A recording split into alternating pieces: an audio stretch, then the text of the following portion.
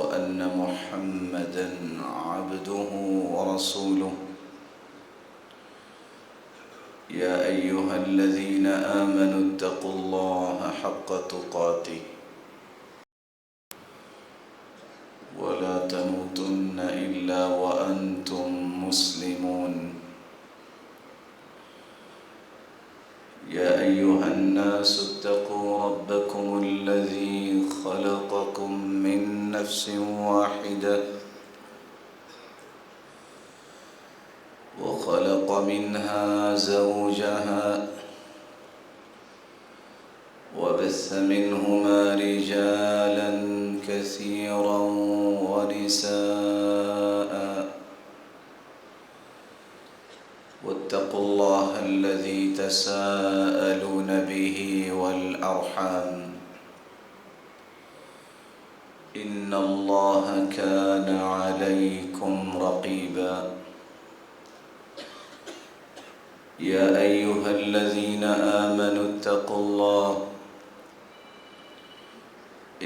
الله وقولوا قولا سديدا يصلح لكم أعمالكم ويغفر لكم ذنوبكم ومن يطع الله ورسوله فقد فاز فوزا عظيما أما بعد فأعوذ بالله من الشيطان الرجيم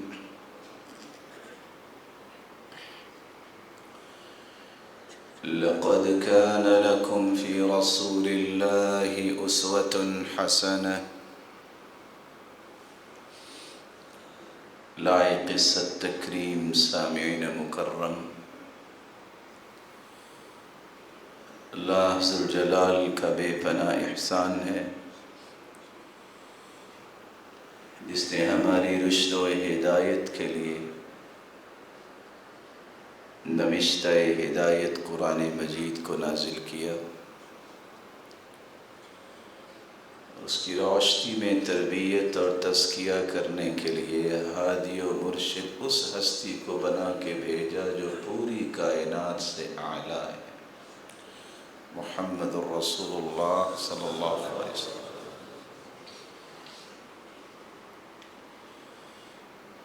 وہ ہستی صرف ذات کے اعتبار سے ہی اعلیٰ نہیں، مخلوق میں سے وہ اپنی صفات کے اعتبار سے بھی اعلیٰ ہے، بلکہ زندگی کے ہر رویے میں اعلیٰ ہے۔ اس ہستی کی ذات کو دیکھیے تو وہ ہستی خود بیان کرتی ہے انا سید ولد آدم ولا فخر، میں پوری انسانیت کا سرتاج ہوں لیکن فخر نہیں کرتا، کیونکہ فخر میرے مالک کو پسند نہیں۔ انا قائد المرسلین ولا فخر، مجھے اللہ ذوالجلال نے 1,24,000 پیغمبروں کا بھی سرتاج بنایا ہے، لیڈر بنایا ہے، میں اس پر بھی فخر نہیں کرتا کیونکہ فخر میرے پالنے والے کو پسند نہیں۔ انا خاتم النبیین ولا فخر، مجھے نبوت اور رسالت کے اس خوبصورت تسلسل کی آخری کڑی بنایا ہے، میرے بعد کوئی بھی نبی نہیں آئے گا اور مجھے اس پر بھی فخر نہیں کیونکہ میرے مالک کو فخر پسند ہی نہیں۔ آپ کے نام کو دیکھا جائے تو اللہ کے رسول فرماتے ہیں انا محمد وانا احمد وانا الماحی الذي يمحى بي الكفر وانا الحاشر الذي يحشر الناس على عقبي وانا العاقب الذي ليس بعده نبي، میرا نام محمد ہے، دنیا کے اندر آج تک کسی شخصیت کی اتنی تعریف نہیں کی گئی جتنی رسول اللہ کی کی.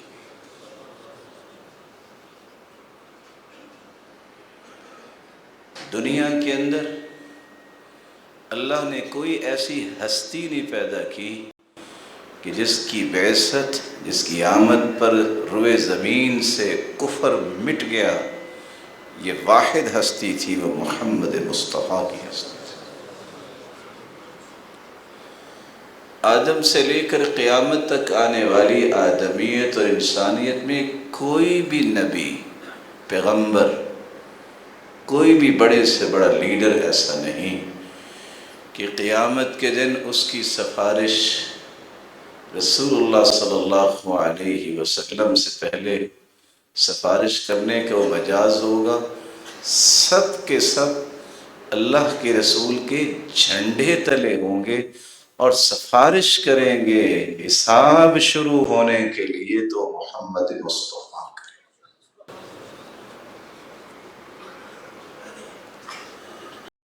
تو نام کے اعتبار سے بھی پوری کائنات سے اعلیٰ ہے. اللہ تعالیٰ نے پوری کائنات میں ابراہیم علیہ السلام کو خلیل اللہ بنایا ہے. محبت کے 15 درجے ہیں. آخری جو ایکسیلنس کا درجہ ہے وہ خلت کا درجہ ہے. رسول اکرم صلی اللہ علیہ وسلم کا فرمان ہے ان اللہ اصطفى کنانہ من ولد اسماعیل واصطفى قریشا من کنانہ واصطفى من قریش بنی ہاشم واصطفانی من بنی ہاشم. پوری کائنات میں جو چناؤ اللہ نے کیا ہے وہ ابراہیم علیہ السلام کو خلیل بنایا ہے. اس ہستی کی اولاد اسماعیل علیہ السلام، اس ہستی کے خانوادے میں سے کنانہ کو چنا ہے، اور کنانہ میں سے قریش کو چنا ہے، قریش میں سے بنی ہاشم کو چنا ہے، اور بنو ہاشم سے اللہ ذوالجلال نے میرا چنا ہو گیا. بڑے بڑے طاقتور آئے. انہو اعطی قوت 30، یہ واحد ہستی ہے جس ہستی کو اللہ ذوالجلال نے 30 لوگوں کے برابر طاقت سے نوازا. تو قبیلے کے اعتبار سے بھی اللہ ذوالجلال نے اس ہستی کو سب سے اعلیٰ بنایا. آپ کے حسن کی بات کریں، کان احسن الناس وجھا، چشم فلک نے آج تک ایسا خوب روح اور خوبصورت انسان دیکھا ہی نہیں. اس لیے ابو رمسا جس کے بیٹے کے نخرے ہی بڑے عجیب تھے، اس کی آنکھ میں کوئی جچتا ہی نہیں تھا. تو باپ نے کہا ادھر آؤ، میں تمہیں ایک ایسی ہستی کا دیدار کرواتا ہوں، پھر کچھ کہنا. تو اس کی پہلی جب نظر پڑی رخ انور پہ تو کہتے ہیں واللہ ھذا رسول اللہ، اللہ کی قسم رسول ایسا ہی ہو سکتا ہے، میری آنکھ نے ایسا نہیں دیکھا. عبداللہ ابن سلام رضی اللہ تعالی عنہ جب ان کے کانوں میں یہ آواز پڑی کہ قدم رسول اللہ، قدم رسول اللہ، اللہ کے رسول تشریف لائے ہیں مدینہ میں، کہتے فانجفل الناس قبل رسول اللہ، لوگ دوڑ رہے تھے کہ دیدار ہم بھی کریں. میں بھی گیا تو میں دیکھتا ہی رہ گیا، اور میری زبان نہ جانے کیسے اس نے یہ بولا اور صحیح بولا، ان ھذا الوجه لیس بوجه کذاب، یہ روشن چہرہ جو ہے یہ جھوٹ نہیں بول سکتا. سیدہ عائشہ رضی اللہ تعالی عنہا جب کبھی بے تکلفی میں آپ صلی اللہ علیہ وسلم کے بارے میں بتاتی ہیں تو ابو کبیر حزلی کا شعر پڑھ کے بتاتی ہیں، فَلَمَّا رَأَيْتُ إِلَىٰ أَسَارِيرِ وَجْهِهِ برقت کبرق العارض المتہلل، جب بھی ان کا سامنا ہوتا ہے تو یوں محسوس ہوتا ہے کہ کالی گھٹاؤں سے اچانک چاند باہر آ گیا۔ تو اللہ کے رسول صلی اللہ علیہ وسلم کا حسن جو ہے کہ آپ کو اللہ جل جلال نے ہاتھ مبارک دیے ہیں، تو صحابی کہتے ہیں ما مسست دیباجا ولا حریرا الین من کف رسول اللہ، کہ میں نے آج تک موٹا ریشم اور باریک ریشم اتنا نرم و ملائم نہیں دیکھا جتنے آپ کے ہاتھ مبارک تھے۔ آپ کے جسد اطہر کی بات کریں کہ انہ صیغ من فضہ، یوں لگتا ہے کہ پورے کا پورا جسم ڈھلا ہوا ہے تو چاندی سے ڈھلا ہوا۔ وَكَانَ أَزْهَرَ اللَّوْنِ، آپ کا سنہری رنگ تھا۔ اور ایک مرتبہ صحابی کہتے بس کندھے سے تھوڑی سی چادر ہٹی كَأَنَّمَا صِيغَ مِن فِضَّةٍ، تو مجھے یوں ہی محسوس ہوا کہ میں دنیا کی سب سے صاف شفاف چاندی کو دیکھ رہا ہوں۔ اور آپ کی مبارک آنکھیں جو ہیں، جن کے بارے میں صحابی نے 3 چیزیں بتائی ہیں کہ بغیر سرما لگائے بھی یوں لگتا تھا کہ سرما لگایا ہوا ہے۔ عظیم العینین، بڑی بڑی اللہ کے رسول کی آنکھیں تھیں۔ آپ کے بالوں کو دیکھیے، صحابہ کرام کے اندر تو یہ شوق تھا کہ وضو کا پانی بھی وہ زمین پہ نہیں گرنے دیتے تھے، وہ اپنے ہاتھوں پہ لے کے کوئی چہرے پہ لگا لیتا اور کوئی اپنے جسم پہ لگا لیتا۔ تعجب ہے صحابہ اور تابعین کی محبت کا، آئی تو وہ باتیں بھی ختم ہو گئی۔ ثابت البنانی تابعی ہیں، سیدنا انس صحابی ہیں، اپنے استاد سے کہتے یہ آنکھ میرے قریب کیجئے، میں اس آنکھ کو بوسہ دینا چاہتا ہوں کیونکہ اس نے اللہ کے رسول کا دیدار کیا۔ اور تابعی سیب صحابی کے ہاتھ میں دیتے ہیں اور اس کو ہاتھ لگا کے کہتے ہیں یہ ان ہاتھوں سے سیب آیا ہے جن ہاتھوں نے اللہ کے رسول کے ساتھ مصافحہ کیا ہوتا۔ آپ کے جسد اطہر سے نکلنے والا پسینہ بھی اس قدر خوشبو والا تھا کہ صحابی کی بات سن کے ورطہ حیرت میں انسان چلا جاتا ہے۔ ما شممت عنبرا ولا مسکا قط اطیب من رائحة رسول اللہ صلی اللہ علیہ وسلم۔ دنیا میں کچھ 150 قسم کی خوشبوئیں ہیں اور ان خوشبوؤں کی سردار کستوری اور عنبر ہے۔ میں نے زندگی میں عنبر اور کستوری کی وہ خوشبو نہیں پائی جو آپ کے جسد اطہر سے نکلنے والے پسینے کے اندر خوشبو تھی۔ آپ کے حسن کی بات چل رہی تھی، اللہ عز و جلال نے کیا حسن دیا تھا۔ آپ نے بال کندھوں تک بھی رکھے، آپ نے کانوں کے لو تک بھی رکھے، کندھے اور کانوں کی لو کے درمیان 3 قسم کے بال رکھے، اور آپ نے حج کے موقع پہ بال منڈوائے بھی۔ آپ نے جمہ، لمہ، وفرہ، یہ 3 قسم کے بال رکھے۔ وَلَمْ يُحْفَظْ عَنْهُ الْحَلَقُ إِلَّا فِي النُّسُكِ، امام ابن القیم فرماتے ہیں کہ حج عمرے کے سوا اپنے زندگی میں کبھی بال جو ہیں منڈوائے نہیں۔ اس سے ایک پیغام میں دینا چاہتا ہوں ان علم و دانش کے زاویوں میں کام کرنے والے جو نہ جانے کہاں سے پڑھ کے آتے ہیں، جو قرآن یاد کرنے والے اور دیگر زاویوں میں جو پڑھنے والے بچوں کی اس لیے جو ہے وہ سر موڑ دیتے ہیں کہ اس کی میں مرنی چاہیے۔ رسول اکرم صلی اللہ علیہ وسلم سے حج عمرے کے سوا یہ ثابت نہیں ہے کہ آپ نے بالوں کو منڈوایا، بلکہ آپ حج کے موقع پہ آئے ہیں تو 4 ذی الحجہ کو پہنچے ہیں۔ آپ نے جب عمرہ کیا ہے تو اپنے بال منڈوائے نہیں، کٹوائے ہیں۔ حج کیا ہے جب 8 کو گئے ہیں تو پھر 10 کو آپ نے بال منڈوائے ہیں۔ اور آپ نے جو 3 قسم کے بال رکھے ہیں، سیدہ عائشہ فرماتی ہیں صدعت من یافوخہ وارسل ناصیتہ بین عینی، آپ نے مانگ نکالی ہے۔ یہ حسن کی رعنائی اس مانگ کے اندر بھی اللہ کے رسول کے صحابی بیان کرتے ہیں کہ آپ وبیس، کہ آپ وہ لگاتے تھے، وہ چمک رہی ہوتی تھی آپ کی مانگ میں جو خوشبو لگاتے، جس کی تو محبت کا دعویٰ ہے کہ محبت سچی ہے۔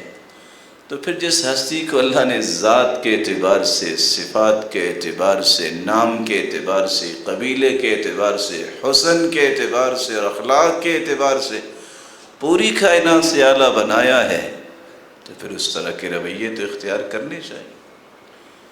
آخر مجھے کیا مسئلہ ہے کہ میری عمر کے 20، 30، 40 اور بعض دفعہ تو 70 سال گزر جاتے ہیں، لیکن مجھے یہ توفیق نہیں ہوتی کہ ہر سال میں سیرت کے درس بھی سنتا ہوں، جمعہ بھی سنتا ہوں، لیکن ایک بال کی قربانی نہیں دے سکتا کہ میں بالوں کی شیپ محمد مصطفیٰ جیسے بنا۔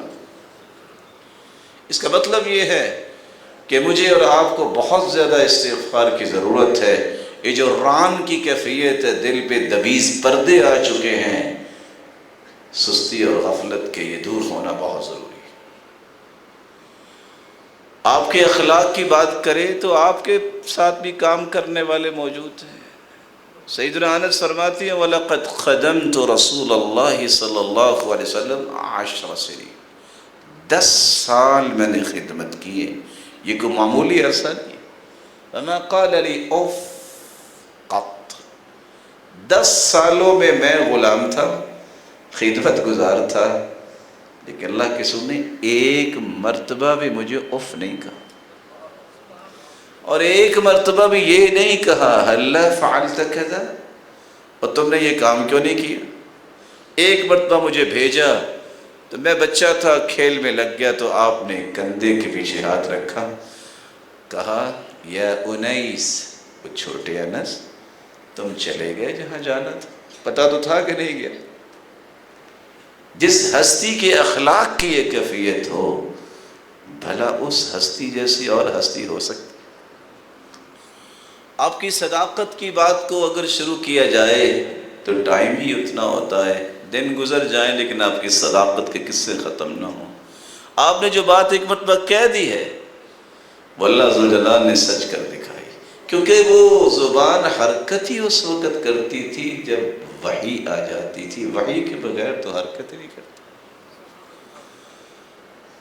سیدہ فاطمہ الزہراء رضی اللہ تعالی عنہ، جب ان کے پاس سیدنا علی آ کے کہتے ہیں کہ میں نہ کل تک زندہ رہنا، کہا وحی تو میرے باپ پہ نازل ہوتی ہے، تو وہ تو کہتے ہیں کہ آنکھ جھپکنے کی بھی گارنٹی نہیں ہے، تو آپ کیسے کہہ رہے ہیں کل تک زندہ رہیں؟ گھر راز تو یہی ہے، اس ہستی نے کہا ہے کہ علی کل آنا، میں تم سے بات کروں گا، تو یہ اللہ نے ان کی زبان پہ جاری کیا ہے، میرے مالک کے تو علم میں ہوگا، اس لیے میں کل تک زندہ رہوں۔ رسول اکرم صلی اللہ علیہ وآلہ وسلم نے صحابہ کو بھیجا کہ جاؤ روضۃ خاخ، فلاں جگہ پہ ایک عورت ہے، وہ خط لے کے جا رہی ہے، تو آپ نے جا کے اس سے خط لینا ہے۔ صحابہ نے جامع تلاشی لی، خط نہیں نکلا۔ ابو مقصد الغنوی اور سیدنا علی رضی اللہ تعالی عنہ، مقداد رضی اللہ تعالی عنہ کہتے یہ نہیں ہو سکتا، اس ہستی کی زبان سے نکلی ہوئی بات جھوٹ ہو جائے یہ سوال ہی پیدا نہیں ہوتا۔ تلوار نکالی سیدنا علی نے، کہا میں تمہیں ذبح کر دوں گا وگرنہ خط نکال دو۔ اس نے اپنی مینڈی میں وہ خط جو ہے وہ گوندا ہوا تھا نکال کے دے دی، کہا یہ ہو ہی نہیں سکتا کہ ہماری آنکھوں کے سامنے اور ہمارے کانوں نے سنا ہو کہ محمد مصطفیٰ نے ایک بات کی ہے اور وہ سچ نہ ہو، خط تیرے پاس ضرور۔ سراقہ بن مالک الجعشمی جو ویسے تو قاتل بن کے آئے، بعد میں اللہ نے ایمان دے دیا، کہا سراقہ ایک وقت آئے گا، پتھر نہیں ٹوٹ رہا تھا خندق کے موقع پہ، تو صحابہ آئے اللہ کے سر یہ نہیں ٹوٹ رہا، آپ نے کدال اٹھائی فاخذ المعول، اور جب جو ہی ایک ضرب لگائی تو چنگاریاں اڑی، تو آپ مسکرا دی، کہا دیکھو کیسر و کسریٰ کے محلات نظر آ رہے ہیں، اور کہا سراقہ ایک وقت آئے گا کہ تیرے ہاتھ میں کنگن پہنائے جائیں گے سونے کے جب فتح ہوگی۔ سراقہ بیمار ہو گئے، سیدنا ابو بکر صدیق رضی اللہ تعالیٰ عنہ کے دور میں لوگ رو رہے ہیں کہ سراقہ بس اب جا رہے ہیں۔ جب ہوش میں آئے تو کہتے ہیں کیوں رو رہے ہو؟ کہا آپ کے فراق، کہا مجھے ابھی موت نہیں آئے گی۔ کہا یہ تم کیسی باتیں کر رہے ہو؟ کہا ابھی میں نے کنگن نہیں پہنے، محمد مصطفیٰ نے کہا تھا۔ عمر کا دور آیا جب کیسر و کسریٰ فتح ہوا، کہا یہ بڑے بڑے کنگن ہیں تو کوئی ایسا شخص لاؤ جس کے ہاتھ بڑے بڑے ہیں۔ سراقہ کو لایا گیا، وہ پہن کے رو بھی رہے تھے اور ہنس بھی رہے تھے کہ محمد مصطفیٰ کی صداقت تو زندگی میں بھی دیکھی تھی، جو کہا آج بھی دیکھ لی۔ رسول اللہ صلی اللہ علیہ وسلم پر پتھر مارا ابن قمیعہ نے، کہتا ہے خذھا وانا ابن قمیعہ، یہ پہلا بار قبول کرو اور دوسرے کا انتظار کرو۔ آپ نے صرف اتنا ہی کہا جنگ احد کے موقع پہ، ما لک اقمک اللہ، اللہ تیرے ٹکڑے کرے۔ فسلط اللہ علیہ تیس جبل فجعلہ بنطحہ قطعة قطعة قطعة، اللہ نے ایسا ایک بکرا مسلط کیا، اس نے واقعتاً سینگوں سے مار مار کے اس کے ٹکڑے کر دیے۔ وہ شخص تو تھا کافر، ابو امیہ بن خلف۔ ہوا یہ صحیح بخاری کی روایت ہے، ساتھ مکہ میں گئے، یہ ان کی آپس میں دوستی تھی، کہتے چلو بیت اللہ جانا ہے۔ جب طواف کر رہے تھے تو آگے ابو جہل آ گیا، کہتا اے تم کہاں؟ تو وہ امیہ بن خلف کو کوسنے لگ گیا کہ آویت محمد والصداط معہ، اور تم نے ان لوگوں کو جگہ دی ہے، میں طواف نہیں کرنے دوں گا۔ ساتھ تو ساتھ تھے، کہا سنو گزرنا تو مدینے سے ہی نا، دیکھوں گا تم کیسے گزرتے ہو۔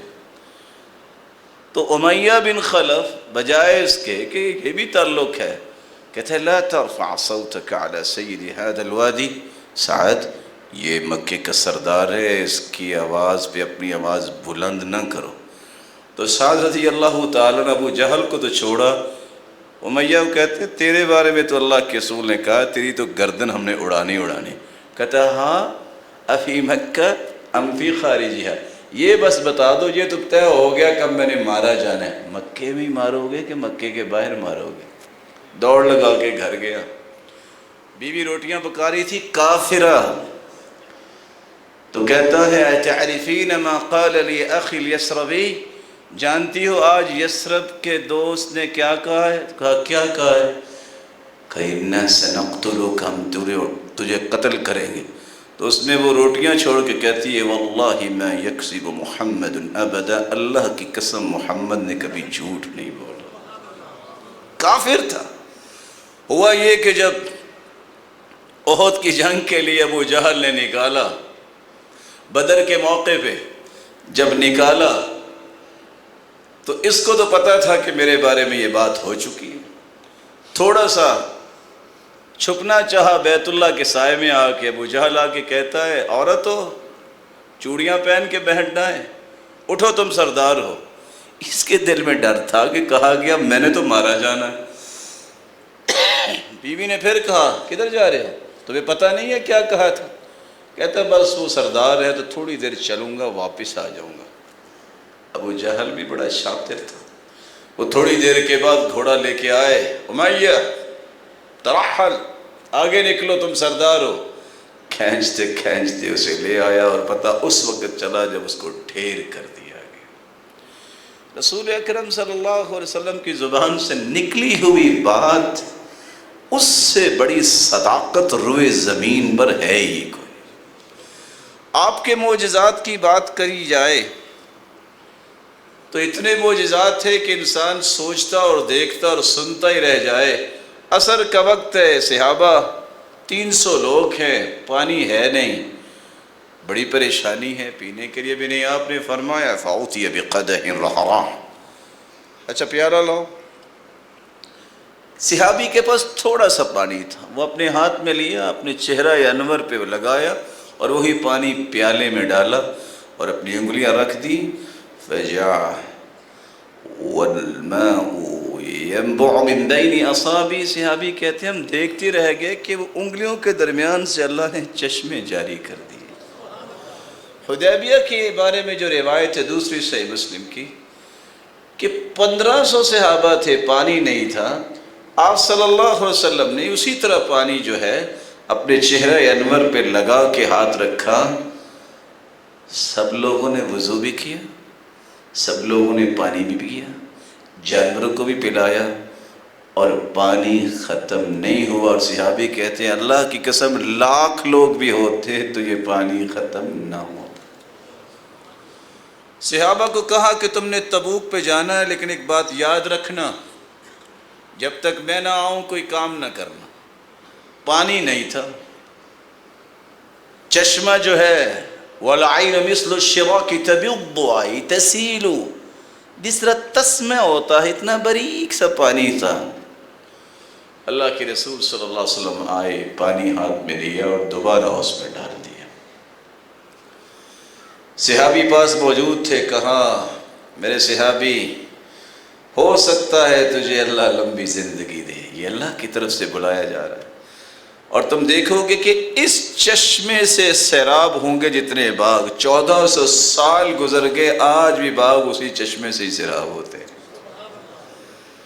ماں انس ابن مالک رضی اللہ تعالیٰ عنہ کی چھوٹے بچے کو لے کے آئے کہ یہ آپ کا خدمت گزار ہے، آپ نے 3 دعائیں دی، اللہم اغفر لہ، اللہم اکثر ولدہ ومالہ واغفر لہ، اللہ اس کے مال میں بھی برکت فرما، اولاد میں بھی برکت فرما اور بخش بھی دے۔ صحابی کہتے پورے مدینے میں جتنے باغات تھے سب باغات ایک مرتبہ پھل دیتے، میرا باغ اکیلا 2 مرتبہ پھل دیتا۔ حجاج کے زمانے میں 122 میرے پوتے پوتیاں اور دوتے دوتیاں فوت ہو چکے تھے، 122، اور میں ابھی تک زندہ ہوں، حتی استحییت عن نفسی، اللہ نے اتنی اولاد دی مجھے، اتنی اولاد دی کہ مجھے بھی گھر والوں سے حیا آنے لگی، اور کہا 2 دعائیں تو قبول ہو گئی ہیں، مجھے امید ہے کہ میرے مالک نے تیسری دعا بھی قبول کر لی ہوگی کہ اللہ اس کو بخش دے۔ صحابی کہتے ہیں جاء رجل النبی صلی اللہ علیہ وسلم فاستطعمہ، ایک آدمی آیا کھانا اس نے مانگا، فاطعمہ شطر وسق شعیر، آپ نے جو کی ایک مٹھی دے دی، اس نے جا کے اس کو کھانا شروع کیا، خود بھی کھایا، فَأَكَلَهُ وَامْرَأَتُهُ وَضَيْفُهُمَا، مہمانوں کو بھی کھلا رہے ہیں، دن گزر گئے ختم ہی نہیں ہو۔ صحیح مسلم کی یہ روایت بتاتی ہے کافی دن گزرنے کے بعد صحابی نے کہا یہ کیسی اللہ کی رحمت، اس کو تول کے تو دیکھے، جو ہی تولا وہ ختم ہو گیا۔ صحابی آئے، کہتے اللہ کے رسول یہ ماجرا ہے، کہا لَوْ لَمْ تَكِلْهُ لَقَامَ لَكُمْ، اگر تم اس کو تولتے نہ وزن نہ کرتے تو یہ ساری زندگی ختم ہی نہ ہوتا۔ ام مالک رضی اللہ تعالی عنہ، ان کی خواہش رہتی تھی کہ اللہ کے رسول کو کچھ تحفہ بھجوائیں، تو ان کے پاس ایک گھی کی کپیا تھی، فی عکۃ لہا ثمنا، تو وہ بھیج دیا کرتی تھی۔ تو انہوں نے جب بھجوایا تو آپ نے وہ گھی نکالا اور واپس بھجوا دی، تو کچھ گھی اس پہ باقی تھا۔ جب بھی اس کے گھر میں سالن نہ ہوتا تو فوراً اس کپیا کی طرف جاتی تو دیکھتی کہ وہ بھری ہوئی ہے۔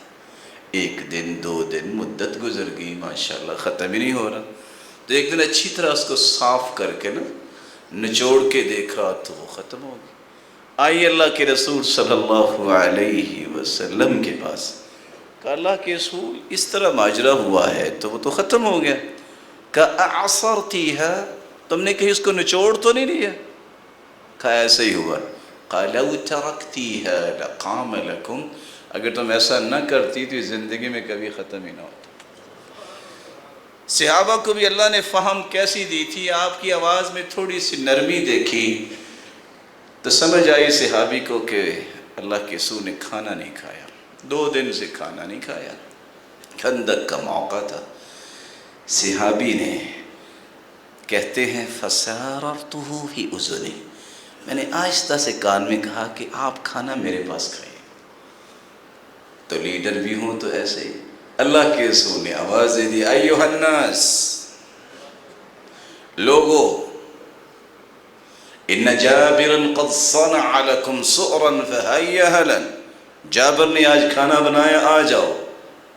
میں نے سوچا کہ کھانا تو ایک آدمی کا ہے تو کیا بنے گا۔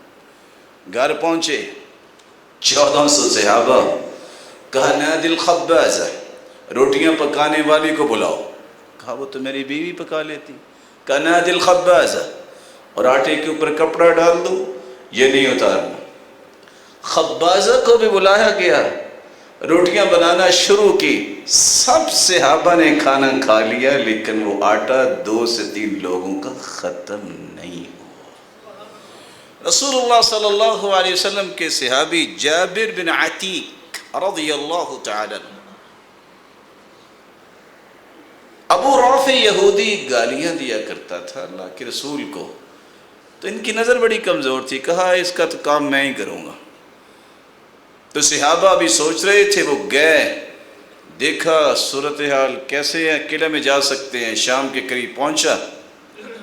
صحابی جب پہنچے، اتفاق سے ان کا کوئی اونٹ یا گدھا باہر رہ گیا تھا، تو انہوں نے دروازہ کھولا، چیک کر لیا کہ کب یہ قلعے کا دروازہ کھلتا ہے اور کب بند ہوتا ہے.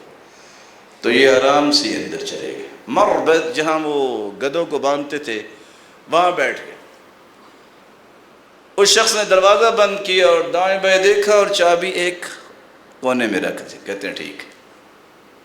جو عشاء کے بعد ہوئی، ابو رافع یہودی نے اپنی مجلس شراب کی اور اپنی جو شعر و شاعری کی گرم کی. انہوں نے سب سے پہلے چابی لے کے جتنے لوگوں کے دروازے تھے وہ بند کیے.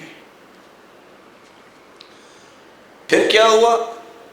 جو ہی ان کا چراغ گل ہوا، انہوں نے تلوار پکڑی، تو بجائے اس کے کہ اس پہ حملہ کرتے، کہتے یا ابا رافع، یا ابا رافع.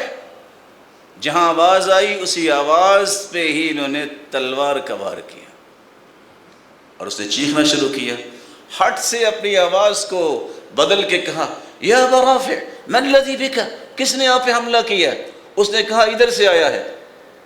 سمجھ آ گئی کہ یہاں پڑا، ایک اور وار کیا، حتیٰ کہ اس کو ٹھنڈا کر دیا. جب اتر رہے تھے نظر کمزور تھی تو گر گئے اور ٹانگ ٹوٹ گئی.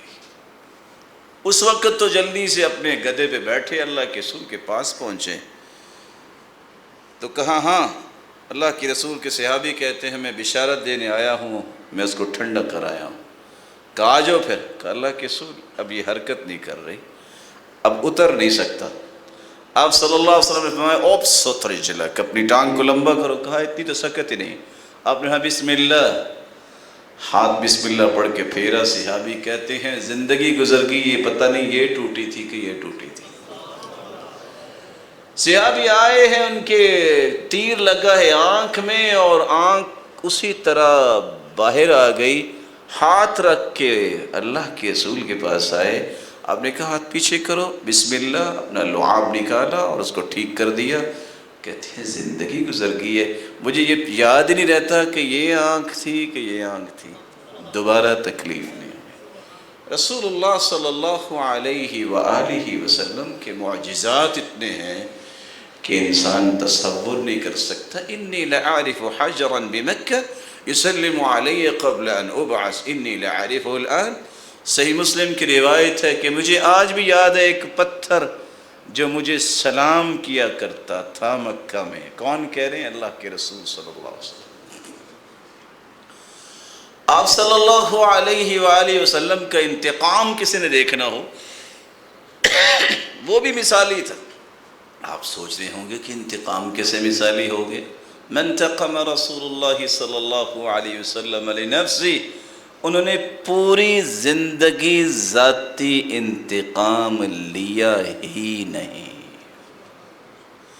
الا ان تنتهك حرمات اللہ، اگر اللہ کی حرمتیں پامال ہوتی تو پھر آپ چھوڑتے نہیں تھے.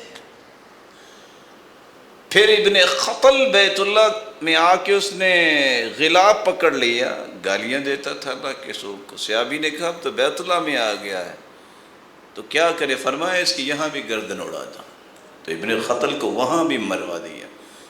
محمد مصطفیٰ کے بارے میں زبان کھولنے والا ہے، اس کو امن نہیں دیا جاتا. لیکن کام یہ اب حکومت کا ہے کہ وہ ذمہ داری سنبھالے. اس لیے امام مالک سے پوچھا تھا ہارون الرشید نے اس قوم کے بارے میں آپ کی کیا رائے ہے جس کے نبی کو گالی دی جائے. کہا گالی سننے کے بعد بھی خاموش ہیں تو ایسی قوم کو زندہ رہنے کا حق حاصل نہیں ہے۔ رسول اللہ صلی اللہ علیہ وآلہ وسلم نے انتقام لیا ہے تو کیسے لیا ہے؟ یا سوید صحابی صف سیدھی نہیں کر رہے تھے، آپ نے کوڑے سے پیچھے کیا تو صحابی سوید کہتے ہیں وجعتنی، اللہ کی رسول آپ نے مجھے تکلیف دی۔ لیڈر ہیں، کمانڈر ہیں، کائنات کے سرتاج ہیں، سب سیدھی نہیں ہو رہی۔ کہا یا سوید استقد منی، آ جاؤ بدلہ لے لو۔ کہا ایسے نہیں، میرے جسم سے تو چادر ہٹی ہوئی تھی جب آپ نے کوڑے سے پیچھے کیا، آپ نے چادر ہٹا دی اور وہ لپٹ گئے۔ کہا سوید یہ کیا؟ کہا زندگی میں ایک خواہش تھی، سامنے جنگ ہونے والی ہے، نہ جانے واپس آؤں گا کہ نہیں آؤں گا، اللہ کے پاس پہنچنے سے پہلے میں اس ہستی کے جسم کے ساتھ اپنا جسم لگانا چاہتا ہوں کہ مجھے یقین ہو جائے کہ اس جسم پہ آگ نہیں لگے گی۔ رسول اللہ صلی اللہ علیہ وسلم جنگ حنین کے موقع پہ صحابی نے لوہے کی جوتی پہنی ہوئی ہے، لوہے کا پاؤں آپ کے قدم مبارک پہ آ گیا تو آپ نے پاؤں پہ جو ہی پاؤں آیا فرمایا بسم اللہ اوجعتنی، آپ نے مجھے تکلیف دی، اور زبان سے کیا نکالا؟ بسم اللہ۔ صحابی بڑے پریشان ہوئے کہ نہ جانے اب کیا ہوگا۔ رات ہوئی تو اور پریشان کہ اگر کوئی آیت نازل ہو گئی کہ آپ نے اللہ کے رسول کو تکلیف دی ہے یا منافق ہو گئے ہیں تو میرا کیا بنے گا۔ پھر سمجھاتے، دل کو نیند نہیں آئی۔ صبح ہوئی تو ایک شخص آیا، آئین فلان ابن فلان، کہاں ہے فلان بن فلان، اسی کا نام تھا صحابی۔ کہتے ہاں میں ہوں۔ کہا ان رسول اللہ یطلبک، اللہ کے رسول بلا رہے ہیں۔ میں نے کہا لو کام ہو گیا، یہ تو وہی بات ہوئی۔ فانطلقت وانا متخوف، میں جا رہا تھا اور سوچ رہا تھا شاید کوئی اور بات ہو، لیکن جو ہی میں وہاں پہنچا تو آپ نے پہلی بات یہ کی انک قد وضعت رجلی بنعلیک، آپ نے میرے قدم پہ اپنا لوہے والی جوتی کا قدم رکھا اور تکلیف دی۔ میں نے کہا بس، نے کہا ہاں اللہ کے رسول۔ فنفحتک بالسوط، میں نے کوڑے سے پیچھے کیا تھا۔ کہا جی۔ تو اللہ کے رسول نے بدلہ کیسے لیا؟ هذه 80 نعجہ فخذها بها، یہ 80 جانور مجھ سے لے لو، میں نے تمہیں ہاتھ سے پیچھے نہیں کیا، کوڑے سے پیچھے کیا تھا، 80 جانور مجھ سے لے لو اور تم مجھے معاف کر دو۔ اللہ عز و جلال ان رویوں کو سن کر اس بات پہ یقین عطا فرمائے کہ اس جیسی ہستی کوئی نہیں ہے، تو پھر اس جیسی زندگی کا طریقہ بھی کسی کا نہیں، اس کے طریقے کے مطابق زندگی گزارنے کی توفیق عطا فرمائے۔ وآخر دعوانا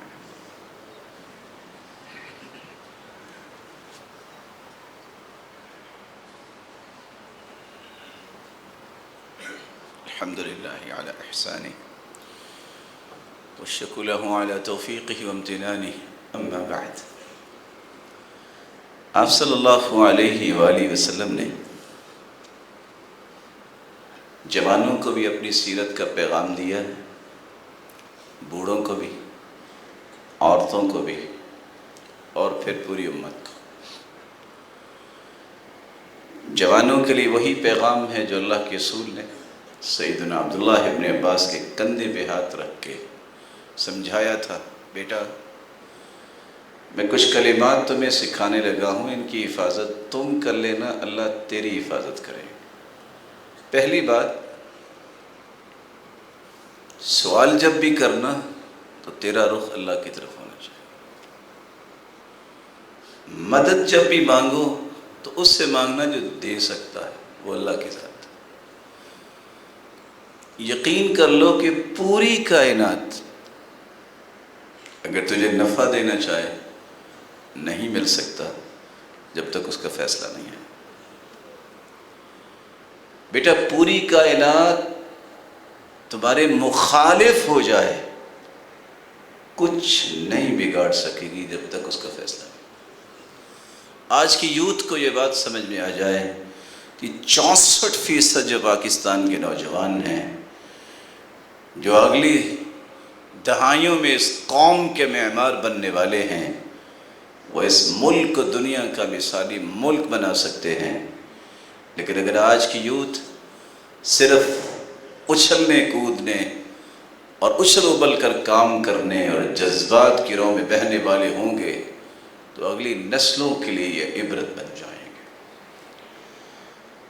اللہ تعالیٰ کے پیغمبر نے عورتوں کے لیے بھی حکم دیا، تصدقنا واکثرنا من الاستغفار یا معشر النساء، عورتوں صدقہ زیادہ کیا کرو، استغفار بھی کثرت سے کیا کرو۔ فإنی رأیتکن اکثر اہل النار، میں نے دیکھا کہ اکثر جہنم میں عورتیں ہوں گی۔ اب صحابیات نے بات تو سن لی۔ ایک صحابیہ ام یعقوب رضی اللہ تعالی، یہ خطیبہ صحابیہ تھی، یعنی خطابت کرتی تھی ماشاءاللہ، بڑی اللہ نے جرت دی تھی، کہتی یا رسول اللہ ما لنا اکثر اہل النار، ہمارا کیا گناہ ہے کہ ہم زیادہ عورتیں جو ہیں وہ اکثر جہنمی ہوں گی، مرد نہیں ہوں گے؟ فرمایا اس کی دو وجہ، تکفرن العشیر وتکثرن اللعن، تم اپنی خامند کی ناشکری کرتی ہو۔ کیسے؟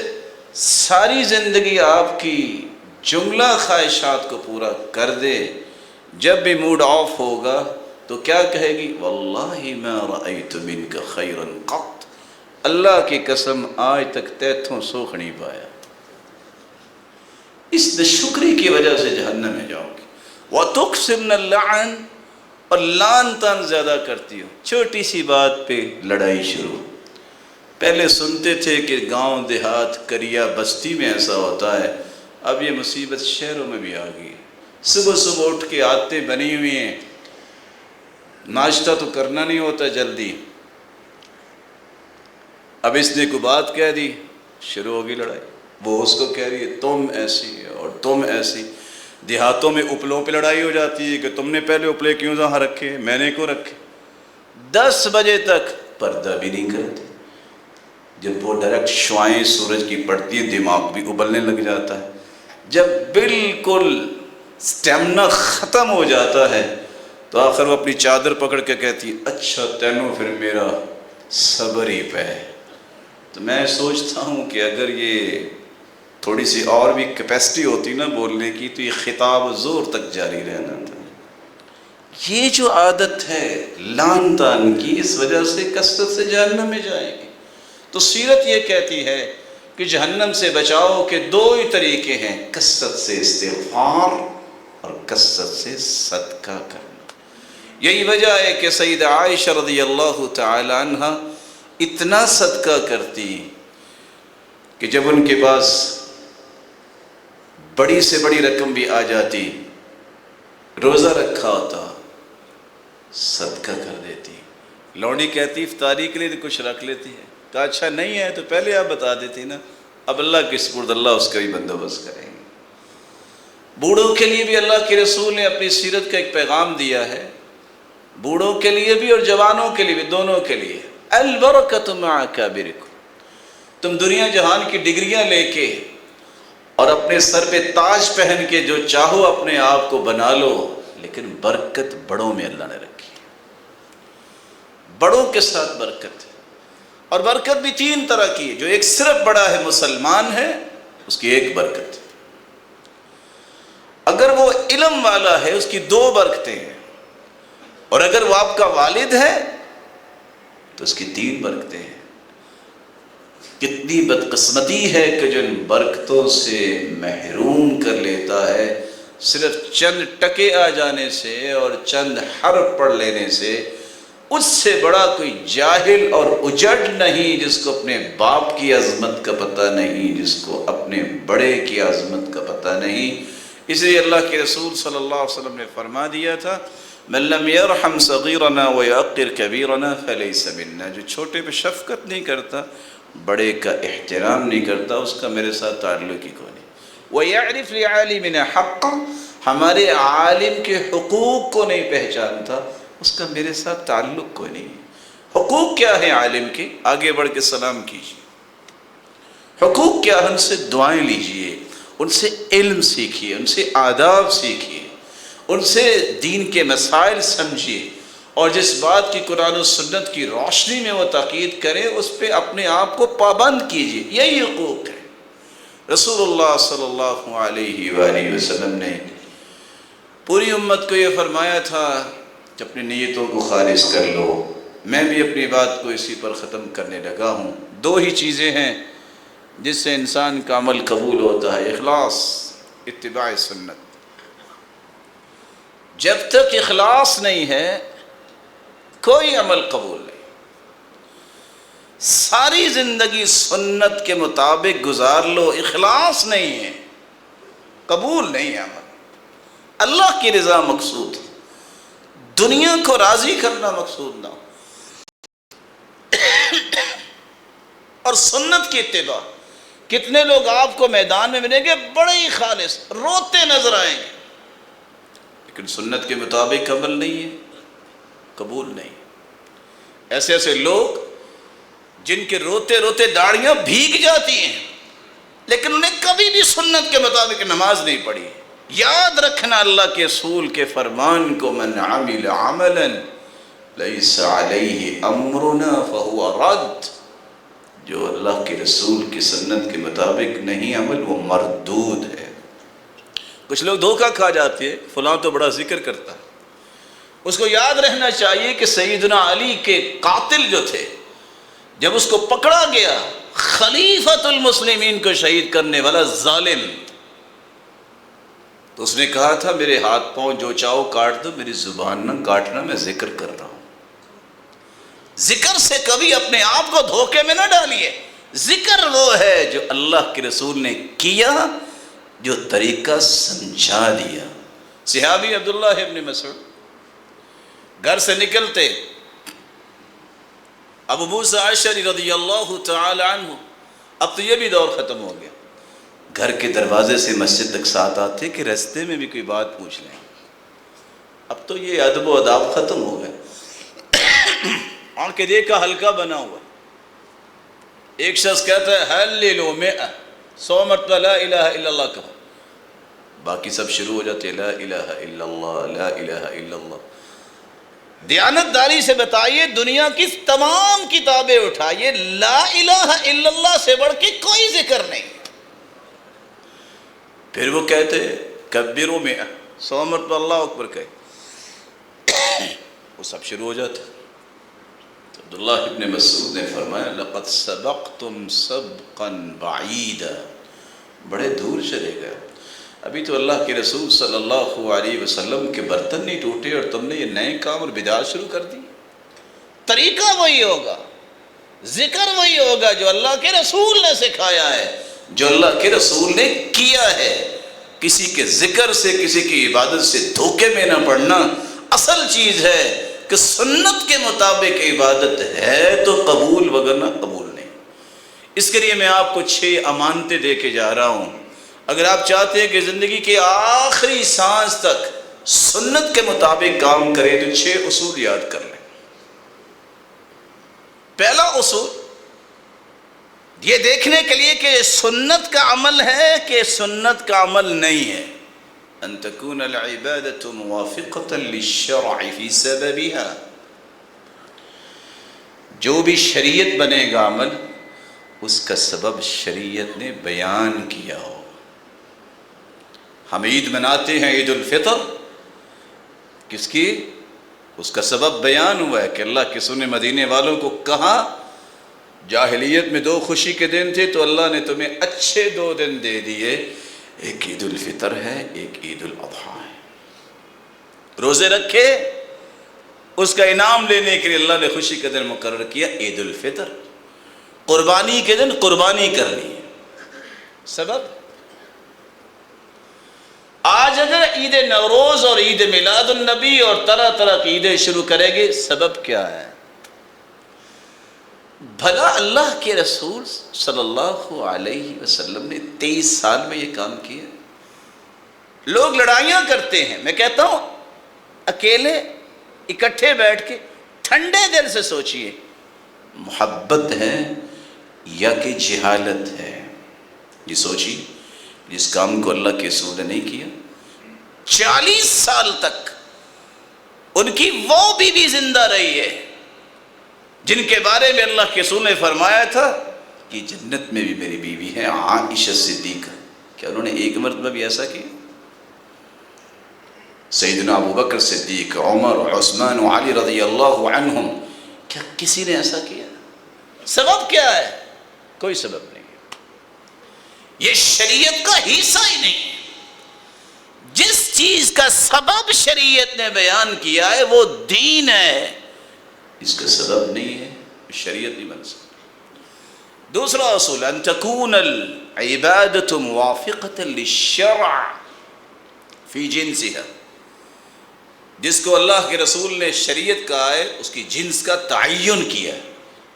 ہم قربانی کرتے ہیں اونٹ، گائے، بھیڑ، بکری، مذکر مؤنث 8 جانور. ایک بندہ کہے ہرن بڑا مزیدار ہوتا، قربانی ہو جائے گی؟ نہیں بولے. کیوں نہیں ہوگی؟ حلال ہے. نیل گائے میں تو لفظ گائے بھی آ گیا، ہو جائے گی قربانی؟ کیوں نہیں؟ کیونکہ ہم بہیمۃ الانعام کہتے ہیں، پالتو جانور. فٹ سے کہے گا کہ 18 روایتیں آئی ہیں گھوڑا ذبح کر کے کھانا جائز ہے، صحابہ کرام نے بھی کھایا ہے. سیدہ حفصہ رضی اللہ تعالیٰ عنہ روایت کرتی ہے، اور گھوڑے کو 2 طرح ذبح کیا جاتا ہے، کھڑا کر کے بھی اونٹ کی طرح، لٹا کے بھی. تو ہم وہ کر لیں گے؟ نہیں ہوگا، کیونکہ اس کی جنس کا تعین کر دیا ہے کہ اونٹ کی قربانی ہوگی، گائے کی قربانی ہوگی، بھیڑ بکری کی قربانی ہوگی، مذکر مؤنث. جس جنس کا تعین شریعت نے نہیں کیا وہ شریعت نہیں بن سکتی.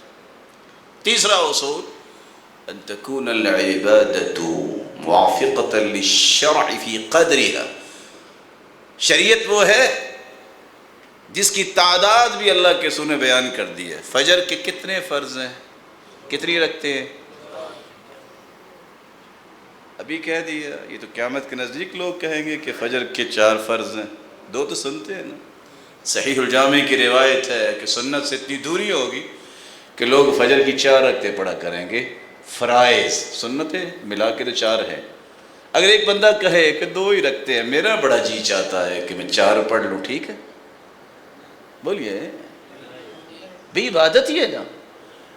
لوگ یہی کہتے ہیں نا، حرج کیا ہے؟ سجدہ ہی ہے نا، رکوع ہی ہے نا، قیام ہی ہے نا. کیونکہ اللہ کے رسول نے کہہ دیا ہے 2 سنتے ہیں 2 فرض. ظہر کی 4 سنتیں ہیں، 4 فرض ہیں اور 2 سنتیں ہیں.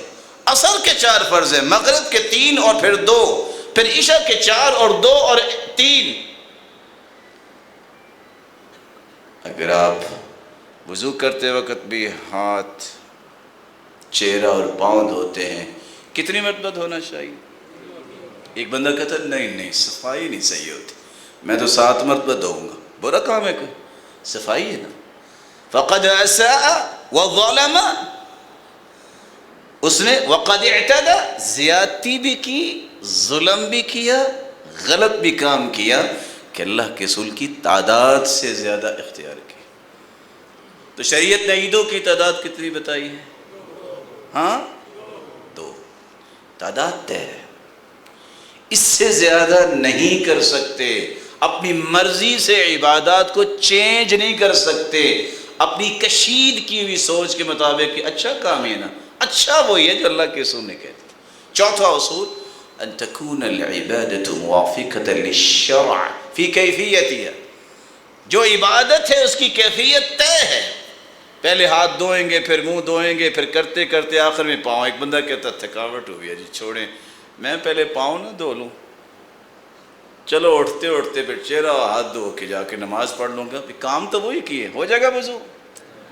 ایک بندہ زیادہ ہی تھک گیا، کہتا ہے پہلے سجدہ کر لیتا ہوں، بعد میں رکوع کر کے کھڑے ہو کے آفس چلا جاؤں گا سلام پھر کے. ٹھیک ہے بھی، کام تو وہی کیے، کیفیت طے ہے.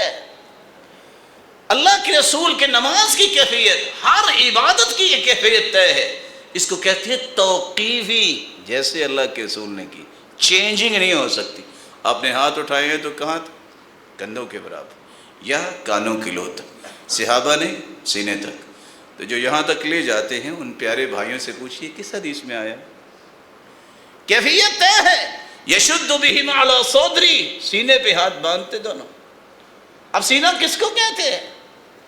یہ باتیں سمجھنے والی ہیں، شریعت نے کیفیت طے کر دی ہے، اس سے آگے نہیں جا سکتے آپ۔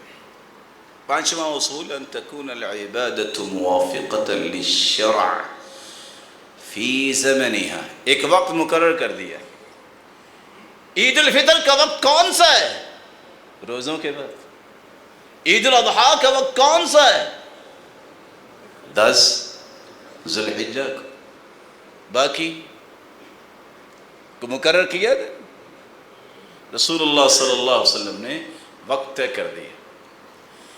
کسی شخص کا یہ جی چاہے، گھبراہٹ بڑی ہوتی ہے، وہی 3 ملین لوگ تھے حج پہ، میرا خیال ہے آج کل منا بھی فارغ ہوگا، مزدلفہ بھی فارغ ہوگا، عرفات بھی، ٹھاٹھ سے جاتے ہیں حج کرتے ہیں، ہو جائے گا حج۔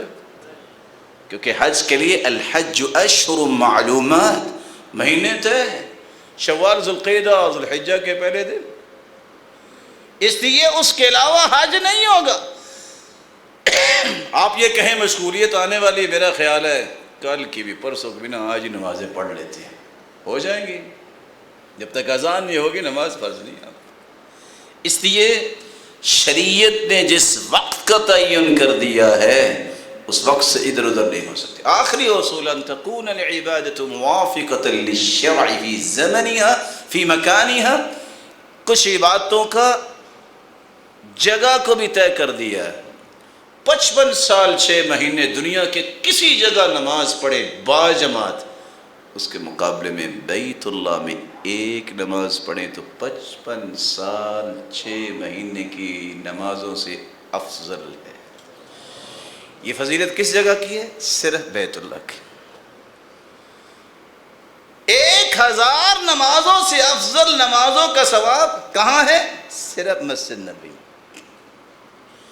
پاکیزہ ہو کے باوضو ہو کے جائیں مسجد قباء میں، عمرے کا ثواب ملے گا، یہ کہاں ہے؟ صرف مسجد قباء میں۔ 250 نمازوں کا ثواب اس سے زیادہ کہاں ہے؟ بیت المقدس میں۔ اگرچہ 500 کی روایت ہے جس کو بعض نے کہا ہے کہ پایا ثبوت تک نہیں پہنچتا۔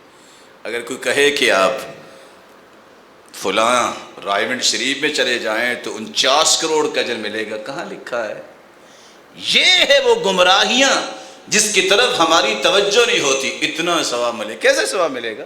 محمد مصطفیٰ نے طے کیا ہے اس کا یہ ثواب ملے گا، دوسرے کا ثواب نہیں آپ کو ملے گا۔ یہ 6 اصول جس کو یاد ہو جائیں، زندگی میں کبھی بدعت کی طرف نہیں جائے گا، زندگی میں کبھی سنت سے دور نہیں ہوگا۔